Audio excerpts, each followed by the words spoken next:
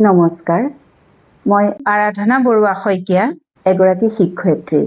বিদ্যালয়ৰ প্ৰাতঃ সভাত মই ছাত্ৰ ছাত্ৰীসকলৰ আগত পৃথিৱীৰ বিভিন্ন বিষয়ৰ কথা ক'বলৈ চেষ্টা কৰোঁ। তাৰে এটি বিষয় এই ভিডিঅ'টিত আগবঢ়াইছোঁ। আজি ইথানল আৰু পেট্ৰলৰ মিশ্ৰণৰ কথা ক'ব ওলাইছোঁ। 2025 বৰ্ষৰ 14 ছেপ্টেম্বৰত ভাৰতৰ প্ৰধানমন্ত্ৰী নৰেন্দ্ৰ মোদী দেৱে নুমলীগড় শোধনাগাৰত 28,000 কোটি টকা বিনিয়োগেৰে নিৰ্মাণ কৰা এটা ইথানল উৎপাদন প্ৰকল্পৰ উদ্বোধন কৰে। এতিয়া আমি ইথানলনো কি জানো আহা। ই এক প্ৰকাৰৰ বায়'ফিউল বা জৈৱ ইন্ধন। ইয়াক উদ্ভিদ বা গছ-গছনিৰ পৰা নিষ্কাশন কৰিব পৰা যায়। ইথানল বহু ধৰণৰ উদ্ভিদৰ পৰা উৎপাদন কৰিব পৰা যায়, যেনে ধৰা কুঁহিয়াৰ আহৰ পৰা, ধান বা ধানৰ পতানৰ পৰা, মাকৈ, বাঁহ আদিৰ পৰা উৎপাদন কৰিব পাৰি। কি কাৰণেনো বৰ্তমান সময়ত ইথানলক অধিক গুৰুত্ব দিয়া হৈছে?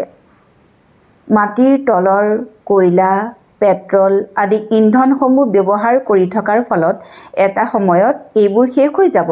সেয়েহে ইথানল হৈছে মানুহে নিজেই উৎপাদন কৰিব পৰা এক বিকল্প ইন্ধন।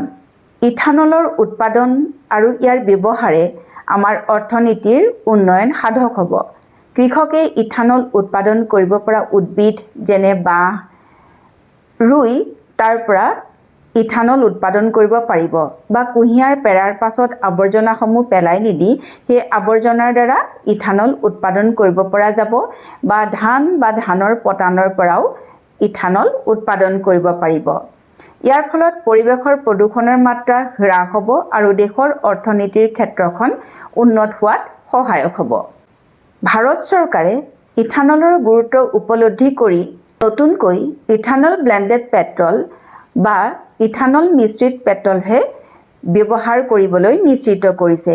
অনাগত দিনবিলাকত আমাৰ যেতিয়া গাড়ী বা স্কুটিসমূহত তেল ডিপুত আমি তেল ভৰাবলৈ যাম, তেতিয়া তাত 80% পেট্ৰল আৰু 20% ইথানল থাকিব।